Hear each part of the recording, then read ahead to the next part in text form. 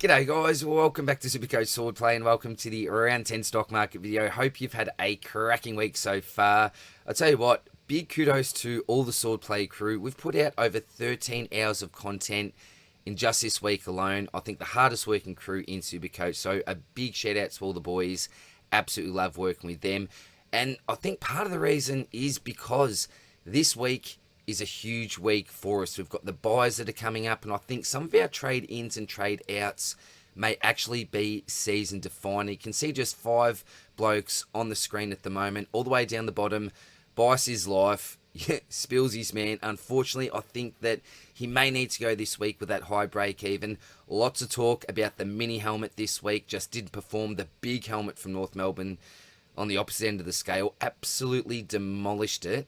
And do you bring him in this week? Rumours of TDK maybe being out, so that would be some carnage for us going into this round. The man in the middle, Jack Sinclair, comes at a really, really nice price for potential. The break-even isn't ultra low, isn't ultra high, but I think it's pretty fair. That's why he's right in the middle there. I think he's going to be a nice selection. The Magician above him, he's still got some tricks. Smashed out a 160 plus last week. Sits at around 530k. Do you look to invest there? And what on earth do we do with the rookies? Again, it's Bear. So my man Sard, I think he's going to be one of our better options that we can look at this week. Now, I don't want to keep the intro too long.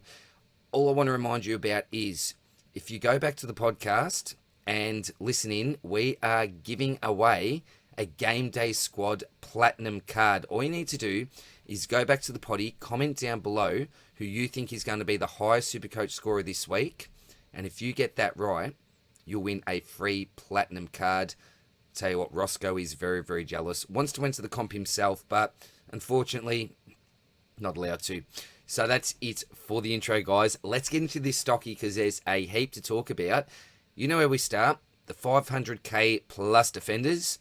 Let's see who's at the top of the list this week.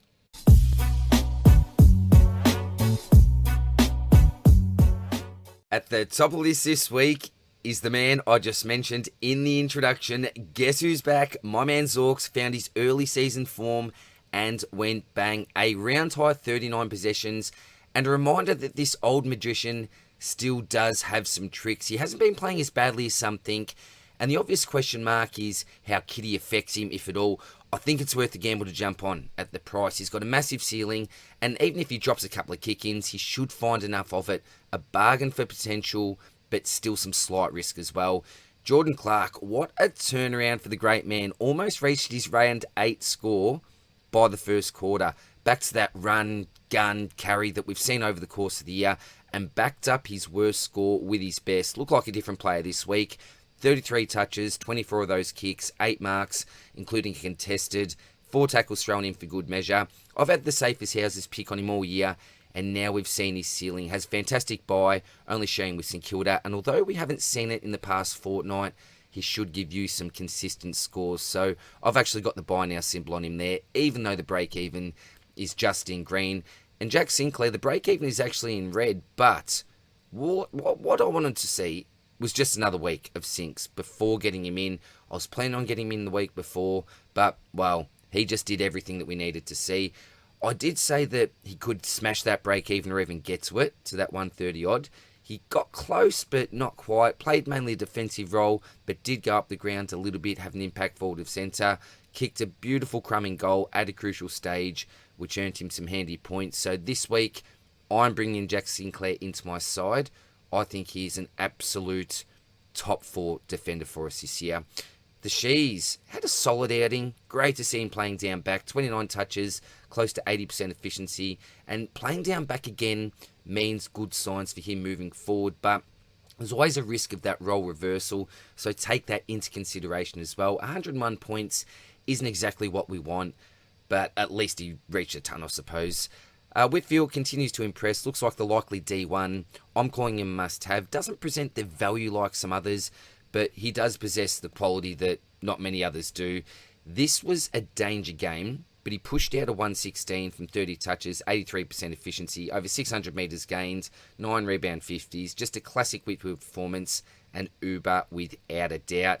Nas, well, he was on fire from the start of the game, and the only thing to slow him down was a slight ankle tweak in the second. He didn't look great limping around, but spent some time off, then just resumed dominating the game. Only ended on a 103. I think he was pretty sore, but this is almost a floor game. His two lower scores have been 96, 97, and 99. So consistent, and you just can't go wrong. He hasn't got a huge ceiling, but you can just rely on the great man every week and worry without just any sort of concern. An easy sleep at night type pick for me. And Lockie Ash played well alongside Whitfield, collecting 25 touches at low 90s efficiency, so using it really well. 550 metres gained, 113 Supercoach points after a low 85 the week before. The break even means we wait, but what a pod selection he's been. A real breakout year from a Supercoach perspective. On to the defenders, 250 to 500k. Up the top, we've got CJ. Now, some people are looking at him as you have your cake and eat it too type play. With the rookie cupboard bare, I think they're scrambling. We wouldn't even entertain this pick in previous years, but with the circumstances we face, I can see why. He's not for me. I get those sort of Humpty vibes from this, and he's got no scoring history to back it up. And if you add in his poor durability, I could see it going wrong. It's a massive call putting the trap symbol there, and I may get burnt by the community, but I'm sticking with my gut and recommending to avoid. Now watch him go 130, but I suppose 25 touches, 80% efficiency playing off half back is juicy, I can't lie. You could do it if you got the faith. It could be a brilliant play, but keep in mind you'll likely need to use a trade to get him in, another one to get him out, and if it turns out like Marrick over Humphrey, then you are a winner. But I just don't have the confidence that some people do. Just my take though, and I could be very, very wrong. Zachy Reid was doing everything that first quarter. Just could not believe what I was seeing. Contested marks, intercepts, took a kick in, even got a clearance from a clean tap from Goldie. The only real mistake was after he intercepted a mark, received a 50, he kicked it directly to a Swans player. But aside from that, he was clearly the most influential player on the ground. A slight injury scare at training earlier today after copying knee from Langford, but the club says he'll be in no doubt to face the Dogs this week. But back to the game, it wasn't just that first quarter. He just continued on and on and on. A 130 means that this bloke still has a negative break even of 9, and his price is sitting at 382,100. An absolute godsend from the Supercoach gods. Thank you very, very much, because I was actually worried about this pick at the start of the year. Miles Bergman, a massive pod, playing a tagging role for his 104 points last week. Now, a big point of difference if he continues with the role. 338k, 23 touches, 13 contested, 8 tackles, missed a couple of shots for goal. Even one successful snag would have got him to that 110 mark. A low break even, competing with maybe a CJ type of play. He scores for the year, albeit in different role. 76, 77, 92, 116, 62, 31, 39, 68, and 104. So too risky for me. Not sure if the role sticks, but he was playing there at training, or he was training with the mids. So in my humble opinion, he's a pass. But if you want a pod, still go there. The buy doesn't help him round 12 though. Pryor, he's an easy hold after a decent score. Trainer, he got 18 touches, but his efficiency let him down, only 56%. Hurts and only 3 of his disposals were contested. You just need to be cleaner than that to score well. Bailey Dale rewarded me for the second week in a row. Absolutely stoked. Plenty of kick-ins to help him reach a total of 31 touches. Back to that elite ball use, going close to 90% efficiency. And he's put his hand up as an option again. Buyer beware. You'll love owning him 1 week, you'll hate it the next. Very up and down in scoring, but when he's on, he can score really well. 93, 70, 124, and 127. In last month, look, it's actually okay, I suppose. It just seems worse than that, so go there if you want. But I'm guessing for many, similar to Bergman, that round 12 buy may put him down on your priority list. And is Luke Ryan back? Look, I'm not saying that he is, but his last 2 scores and previous history suggests that he could be a bit of a sneaky pick. A 115 and 120 in the last 2 weeks. That's seen his break even go down to the 50 mark. And a potential bargain buy went big with a 134 against the Dogs in round 4. But there's been a little bit dog border, as my boys would say, apart from that. His other scores read 66, 95, 81, 52, 79, and 78. So it doesn't fill me with great confidence, but we know what this man can do. He was a very, very bad man to start off the year in 2024. If you can get close to that, then 482k is an absolute bargain. Next up, we've got the Sis Dog. Had 24 touches going at 88%. Also had 10 marks with 3 contested to boost that score. You could do it, but there are probably a good 10 defenders in front of him, at least for mine. So that would put me off. If you're playing the value game and the buy works and he could jump on, last 4 scores, 74, 75, 111 and 121. He's had a very easy fixture though in the last 3, so that does help him a fair bit. We'll face Gold Coast, Brisbane and Collingwood in his next 3. The low break even may entice you. And as I said, the value is there for potential and scoring history. Maxi Holmes seems to be a great buy now option this week. 30 touches on the weekend. And possibly lucky that Bedford was out. An up and down type scorer with handy DPP, but can give some decent captaincy scores on a good day. 5 scores below 100 and 4 scores above. The low scores being 91, 72, 80, 70 and 94. So 70 is the floor to date. But if he goes 100 plus, he goes a nice 125 plus. 4 scores over 100 and they are 125, 127, 147 and 134. So everything just seems to average out, and some days you win, excuse me, some days you lose. Currently in the top 10 for averages, just behind Dale and Clark. Now, as I mentioned, Bergman did train with the mids again today, so there's a chance at Holmesy cops some attention, which is always a bit of a risk with this pick, but I don't mind Maxi, and the boys on the potty gave him a fair shout. Josh Dacos, well, he was a pod selection available at a fair and reasonable price last week, and some people jumped on. Then he gave them, a 90 on debut, so not a win, not a disaster, but couldn't keep his 3-week run of 100 plus scores going. Picked up 19 touches and went at 84% efficiency. I think it's time to go for Cos. The break-even is well in red, and he's done his job. This is a big talking point. Bicey, well, he was able to hold his price last week, scoring right on his break-even, but now I think it is time to move him on. We know he's got a 100 plus score in him for sure, but current form suggests it's tough to rely on, and he's done his job. With so many great defensive underpriced primos that we've just talked about, I think now is the time to trade him up. You could hold if you want, but his 3-rounder suggests that he'll start to elite coin and potentially undo all of his great work for us. So I say thanks, Bicey. You're a ripper, mate. You always hold a special place in the Swordplay crew's hearts, especially my brother Spilsy. Jaden Short, well, he was a late route that rocked, I don't want to be controversial, but it rocked the fantasy community in particular. Like, wowee, some heat in the kitchen there with the rolling lockout discussion. I'll stay in my lane as a Supercoach man, but lucky that we'll continue with the rolling lockout. Short, he's a sell for me, scoring like a rookie at stages, but I suppose if he plays this week, he can hold such a massive trap as a starting selection. I should know him better. At least I tried to fix it early on, I suppose. Dan Houston, he was cold as ice. Only picked up 12 touches for 64 points. The change of clubs hasn't helped his Supercoach prospects, but will offer a cheap point of difference for those that have the faith that he may be able to return to those Port averages of the past. Roberts didn't play as badly, I don't think, as his score suggests. Still had 26 touches, but it was that low efficiency that let him down, only going in the low 60s. The role's still there. I'm holding for as long as I can, hoping he can remain my D6. It may be hoping a little bit, but hoping for me to do that, and it will then allow me to target some of the big midfield dogs. He's not a top liner, but capable of, a 95, 100 average from here. And Sammy Flanders is one I didn't include, and really he's no longer considered a primo in my opinion. It's harsh, but I think it's fair. Now, the season does have a long way to go.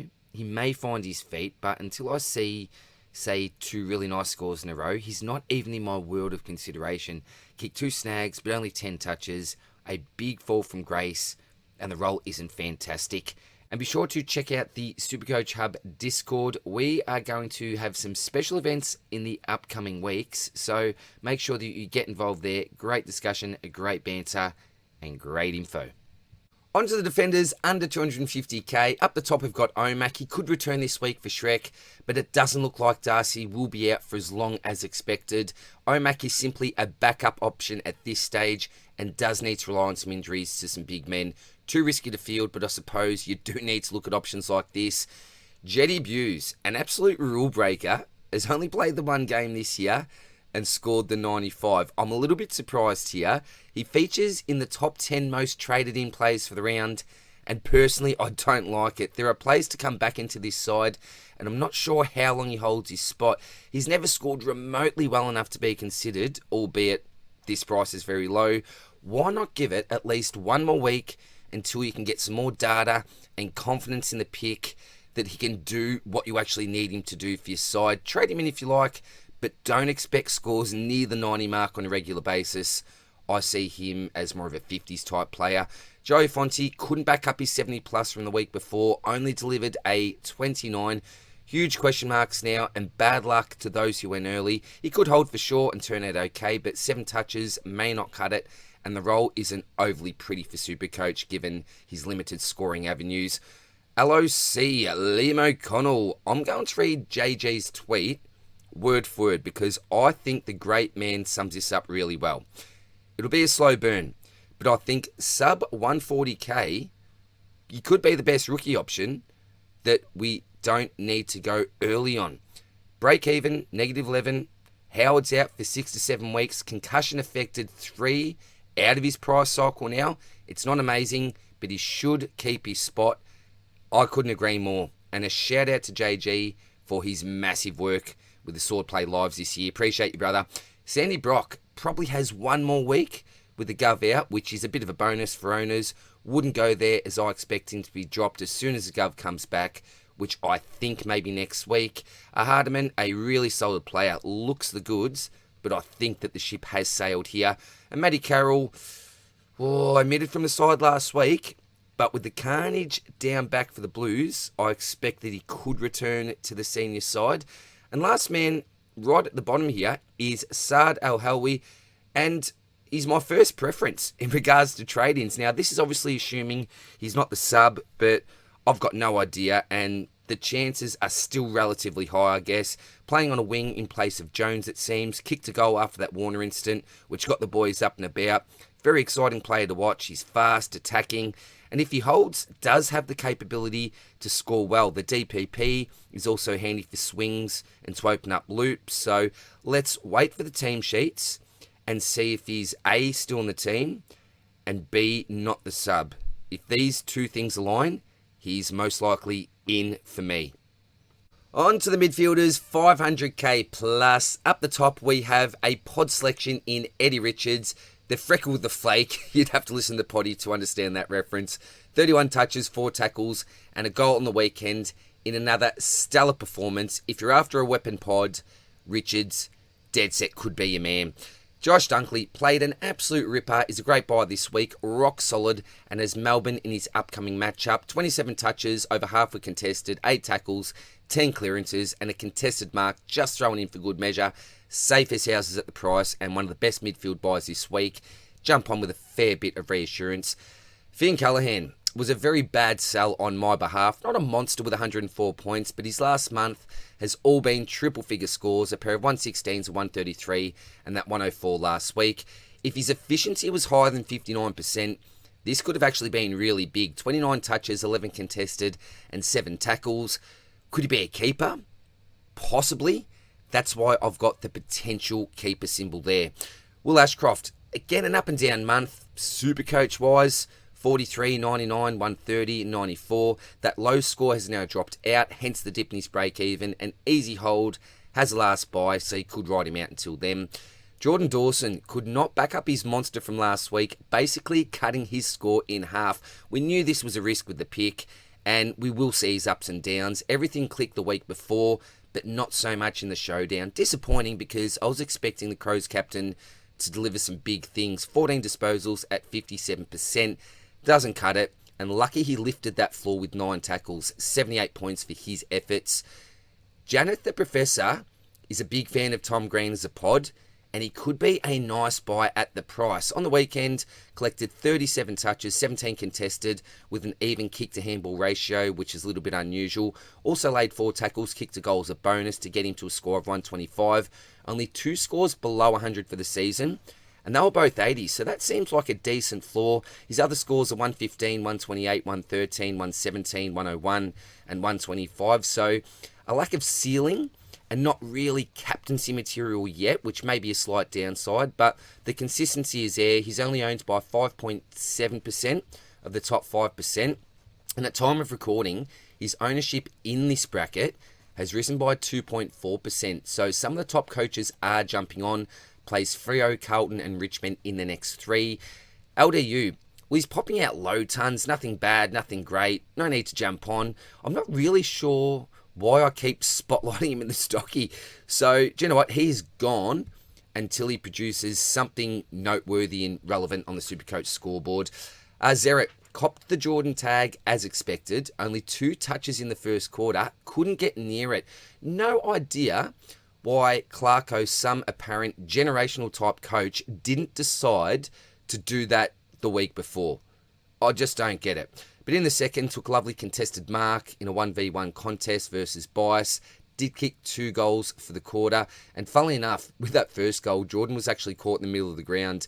Then he went to full forward, tried to high-five Rampy, but just was not having any of it. Rampy thought, nah, all I do is go up those goalposts. No high-five for Zeret. So, look, we've seen a huge score from him the week before. A little bit lower, but at the end of the day, he's an absolute elite midfielder and someone that I would be targeting at some stage. Clugs played an absolute ripper and just continues to put his hand up for All-Australian selection. I'm confident now that consistency will remain in his scoring. We've seen enough by now, surely, haven't we? He's the highest averaging Lions player at 119.3. That's 5 points ahead of Dunkley, who is in second place. Only 2 failures with a pair of 80s, which is no complete disaster. And his other scores, 132, 136, 156, 135, 108, 127, and 120. Plenty of captain scores there. In saying this, do you know what? The more that I think about it, maybe I should change my advice in the mailbag. I think that I do like him over Dunkley. Definitely over Chocky. But with Dunks, you do save cash. You get more security with those runs on the board. Clugs is avoiding the tag and really just going along his merry way. So a super pod if needed, and will be over 600k next week if he scores 130 this week. And Connor Ozee, the professor labelled him close to a must-have defender when he attains DPP. After a poor game last week, he did everything. 31 touches, 24 of those being kicks, so a really super ratio there. 5 tackles and a goal, 134 points. He's often been a tag target, but when let free, he can really rack them up in this new role. There's always a slight risk of him moving back into the mids, but for now, he looks set down back. Tuk solid again with 25 touches and 6 tackles. Didn't impact the scoreboard, which is rare for him in 2025. Just got to 100, but he's been super consistent and a decent pod with low ownership.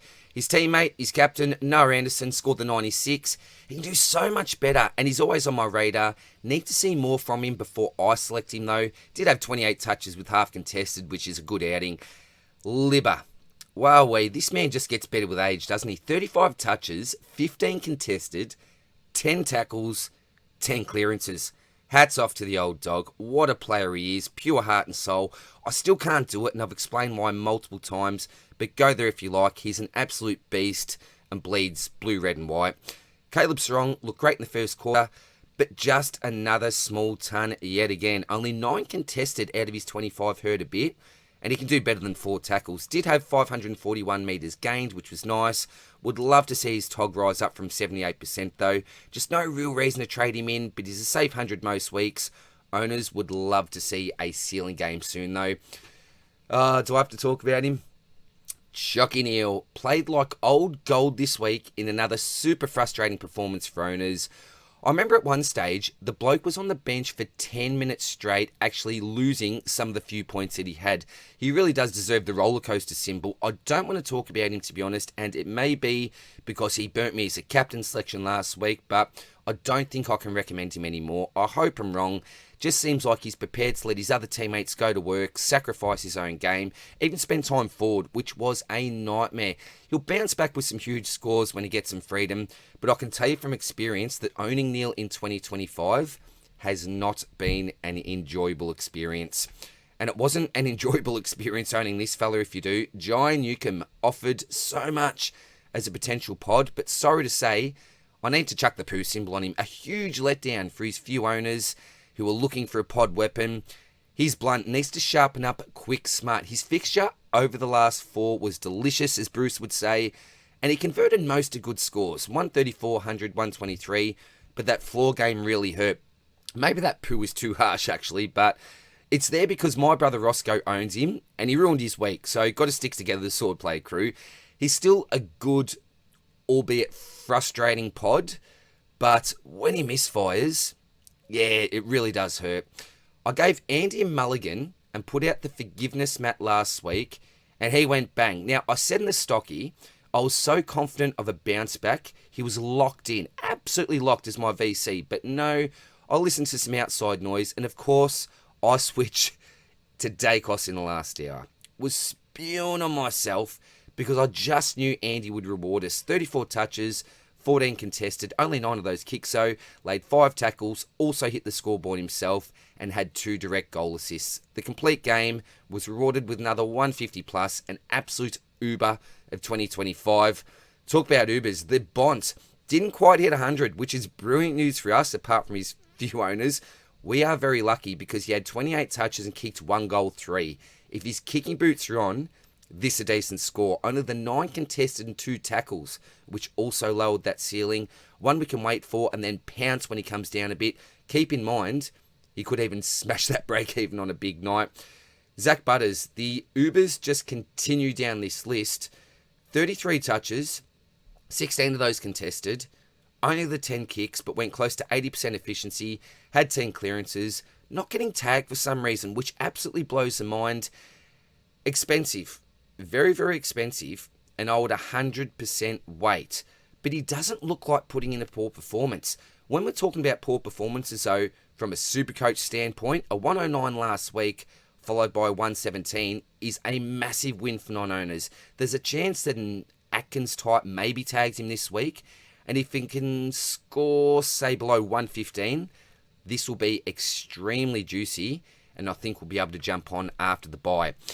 Nicky. How this man has let me down. Non-owners, rejoice. Prepare for a bargain. If you jumped on like I did after the 170, we have been screwed. Looked sore very early on the game, and Wagner was wearing him like a blanket. Apparently has some sort of pec issue now. Oh, I just hope he gets up. Just could not get near it. At the start of the game, I thought that he might be going head-to-head with Andy, but that was not the case. Did basically nothing in the first quarter. Then in the second, went to the forward line, played as a full forward, and for a 10-minute period, I'd say, he actually looked good. Kicked one, missed another one that he should have kicked, and then didn't connect from outside 50, but did have 3 opportunities in relatively quick succession. Then a super unlucky 50-metre penalty against, just got to the mark a little bit late, went down from, I think it was 52 to somewhere around the low 40s, had a very quiet third, and then got back to the midfield in the last, and looked good for about 10 minutes before dying off again. So, the 4 players that you see at the bottom of this screen are my M1 to 4. Not that I own them, but they're my M1 to 4 for predicted averages. So if you can manage to get your hands on Andy B, Bont, Butters, and Dacos by the end of the year, your midfield will be looking cherry ripe. On to the midfielders, 250 to 500k. Xavier Lindsay played pretty well for the first 3 quarters before dying off a little bit in the last. 3, 5, 6, and 1 were his quarter-by-quarter possession tallies. We certainly take a score in the 70s from him. Been a little bit up and down lately. Jack Steele, you know I'm not a fan, but the 3-rounder is healthy. He is under 500k. Good luck to you if you trust him more than I do. This is... what a fall from grace. Clary. He could now be the highest paid tagger in history and could be set for a new role. Way too dangerous to hold now, particularly with everything else that's going on. I'd be selling him off. I'm not going to go into his numbers here. Adam Chera had 4 clearances in the first quarter from his 6 touches and was their most effective mid. Unfortunately, after Carlton's injury carnage, he was sent down back to cover for some of his wounded teammates, and it was looking okay, I suppose, for a couple of quarters, but all he could manage in the last was a kick in and an out in the full. He was right on track for 100, but not to be. This is so frustrating for owners, but look at that draw after his bye. I think I'm actually in the camp of holding. If you're not, this is probably the week just to send him off. Matty Rao, 20 touches at 85% with a goal, only 8 contested and 5 clearances, so no real damage or impact. 80 points is around the mark for what he did. Burnt all of his owners yet again. Ouch. And I did miss one here. Netty Long, apologies for that. He was a little bit under par this week for mine. 7 tackles and a goal, which was a good effort, but only the 12 touches, 5 contested at 67%, has been a phenomenal selection if you got on early. On to the midfielders, under 250k. Up the top, we have the box. Unfortunately, Huey couldn't have any sort of major impact with his low tog. Fantasy Freako tweeted that he spent 60 minutes and 58 seconds on field and 62 minutes 59 seconds on the bench. That's right on an hour basically on the pint. It beggars belief that this sort of tog exists at the top level. He did a pretty good job of nullifying Sam Walsh for a little while, but did only manage the 38 points. This is a big concern now. Don't know if he's going to be selected. Do we have another dead rookie on our hands? Clay Hall, this bloke cannot do anything more in the seconds to earn a recall. Again, I'm just hoping I look at the team sheets and see C. Hall at least on the interchange. I'll take a sub game from him at the moment. The Huss was a bust last week, being subbed at halftime, was the best rookie by a mile, but all of a sudden he finds himself out of the side. I was hoping he could hold for one more week, make us a little bit more coin, but hasn't been selected. Being subbed out last week does not mean wonderful things. Jackson Binns played well for his 65, impacting the scoreboard. A few clangers along the way as well, but didn't let it get to him, and he tried his best to make up for those errors. He's another rule breaker, and at the price, dangerous to go early, I think, but one to watch for next week if possible. Tommy Gross only saw 15% game time, but man, did he get into the thick of it. Some brilliant plays, but unfortunately, he may get remembered for the main one when he got chased down by what's close to what must be tackle of the year. So again, you can't go here, you can't purchase, but as an owner, just hope that maybe he avoids a sub vest and gets a full game. And the one I don't have here is Angus Sheldrick. I should have added him. Did come on in the second half after starting as a sub and impressed. Collected 13 touches, kicked a snag, and attended 5 CBAs. We were looking at him in the pre-season, but the issue is that sub vest. So it's so hard to predict, and week to week we will be worried about his potential job security.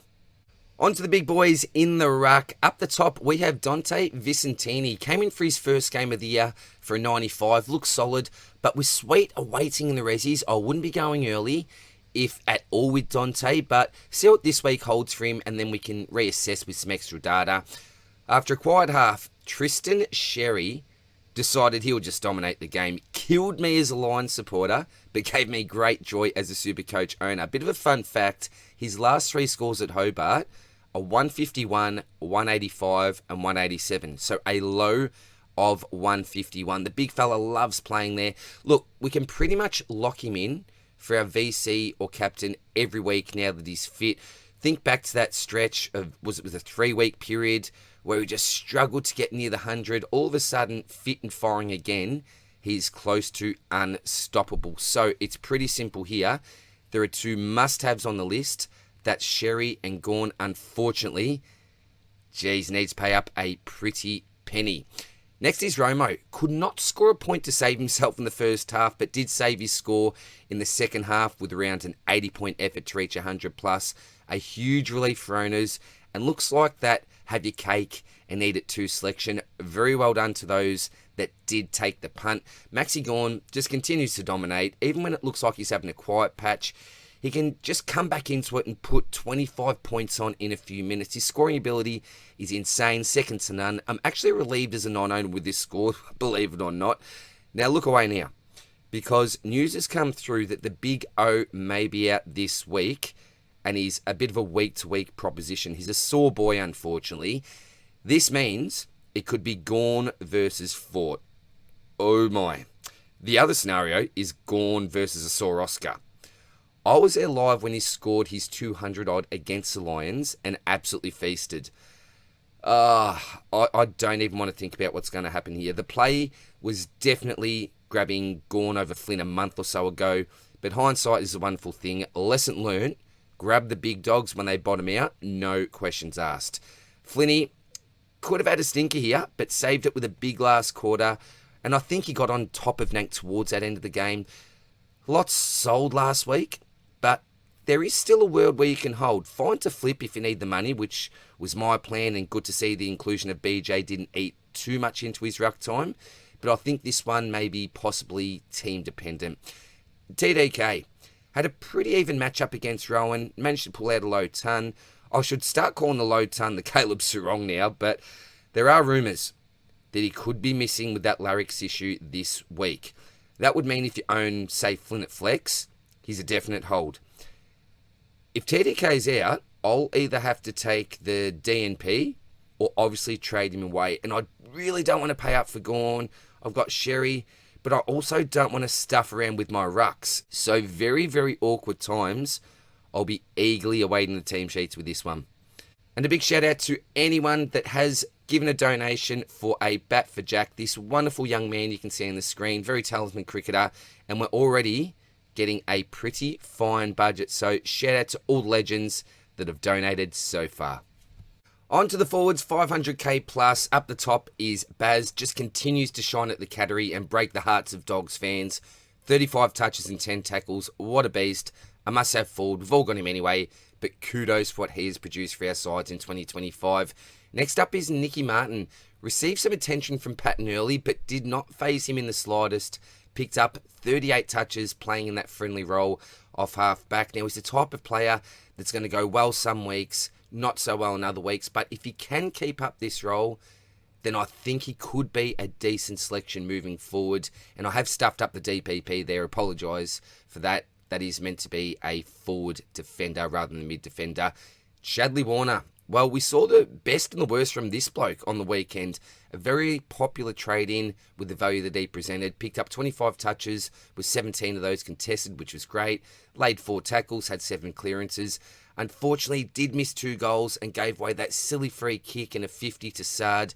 That really did prevent him from hitting a 100-plus score. It could have been 120, but it is what it is, and at least it does give me confidence moving forward that he has the ability to be a dead set top 6 forward. I've got the Muppet symbol on him for the Sard incident. Maybe a little bit harsh, but I'll tell you what, it frustrated me. Ranking 97 points on the night from 16 touches and a couple of snags. Only went at 69% efficiency, so a bit of a down game from his standards, but still clearly a top 6 forward for mine. Track had a good game, but didn't quite manage to reach the ton. Still a top 6 forward selection, someone I want on my side. 26 touches, over half contested, and 5 tackles. That was pretty solid. Kennedy is at pod again, 19 touches, 7 tackles, and 3 goals. Just continues to play well. Horn Francis, now this annoys me a little bit. 20 touches, 12 contested, and a goal. Only went at 45% efficiency. No idea how he got to 118 points, but I suppose I'm just a salty non-owner, and I'm not happy. But again, a top 6 forward, probably a purchase after his buy. That's my plan anyway. And Dogger Jackson has had no real discussion in my Supercoach circles anyway, but with Shrek down and out again, do we need to consider him? A 91, 97, 165, and a 125 before that low 64 against the Saints on return from injury. And now another 100 plus, but I don't see the value at the price, but still a very good pick who can cover a few rucks, forwards, or your flex. And remember to visit supercoachswordplay.com for all of our merch and products. You can see the jumpers, we've got the stubby holders, the polo tops, and as always, $5 from every beanie sold go to support the Royal Children's Hospital Good Friday appeal. On to the forwards, 250 to 500k. Up the top, Ryan Marriage continues to reward those who selected him over Humphrey B. Bear. For the first 3 quarters, he was just okayish, and then went bang in the last for a 67-point quarter, if you don't mind. Had 9 touches at 100%, 25 touches total for the game. And as you can see in the notes section, I now have the potential keeper status on him. We need to give him a bit of respect. He got that 130 plus, now another 125. Why would we look to trade? At this point, I'm planning on holding, but I still think we should consider him in our trade-out plans later on in the season at some stage. But at the moment, yeah, what a pick he is. Maxi Hall, officially one of the rookies of the year, and he's becoming a big miss. He looked good. Absolute hold for now. Peatling was probably one of the Crows' best midfielders on the weekend. We need to talk about him. Crouch is out to the side, and he's stepping up. 24 touches, almost half contested, a massive 12 tackles, some clearances thrown in for good measure. Attended 21 CBAs, and being available as a mid-forward, he does give you some flexibility. Can he continue is a big question. Can he match it with our other top forwards? We just haven't seen it before, whereas others we can select have runs on the board. We could have got him a lot cheaper to start the year. Other things happened though. Maybe that's just something that's putting me off slightly. 117 points is a fantastic showing though, and did score 109 the week before. Collingwood and West Coast is his next two, could mean nice things. So I don't hate it as a short-term pod play, but long-term I'm not sure if it works or not, and you're sort of committing to hold the pick. It's a no from me, but if you like his prospects moving forward, then you can absolutely go for it. Hewitt still has another week in him, I think, and he's capable of a spike score, so I'm keen to hold here. A disappointing score on the weekend, though, has pretty much done the job for us, especially those who started. Levi, my boy, he was everywhere in the first half before falling off slightly, like many of the other boys. I think, given his first season, maybe it was just a tiredness thing. I don't see him getting a rest or being sub, or I hope not anyway, but looking at him early, found plenty of the ball playing off that wing. Still a really easy hold for me. If you don't desperately need his cash, he's got the last buy, plays Melbourne this week, and his spot in the side is absolutely rock solid. The Pooh. Now, he still has another week before his price rises, but has been touted to spend more time in the midfield this week. A score in the 70s in his first game was okay, but I want to see him in that mid-roll this week, and I'd avoid going early if you can. A Daniel to Pooh move may be on the cards for some, but I'll definitely be watching him closely. I'll hold Cleary for another week, but happy to chop if needed. 10 touches and a few tackles, but only the 2 kicks. There are games where he just can't get involved, and in other games he looks great. So a bit up and down, but he's made us a coin that we need. Could squeeze a bit more, or potentially lose a bit. So a small type of gamble either way, to be honest. Davidson, he's a sell. Time to move on. Probably should have already sold, as he's already started to lose some coin. Scoring's dried up a bit. Picked up 15 touches, kicked a couple of snags, but only a score in the mid-50s last week. Murphy Reid, well, unfortunately, his stocks continue to fall from a Supercoach perspective.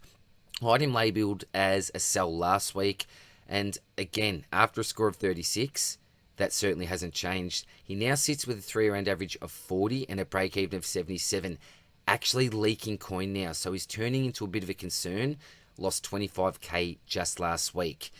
The mini helmet, you saw him on the thumbnail. He's getting rage trade by many this week after a putrid score in the 50s. Now, after the first quarter, I thought this could have been a redemption game. Was everywhere, collected 10 touches in that term, but all downhill from there. Only ended with 18 for the match. His defensive capabilities being questioned, and I've seen many North supporters on Twitter wishing they could get that pick 25 back. Was it 25? Not too sure, but from what I'm hearing, they aren't too impressed with what he's dishing out. The positives to holding are that 93 season average, and the fact that his next 3 are nice matchups for defenders. He's playing Richmond, the Pies, then West Coast. So either way you want to go here, I can completely understand.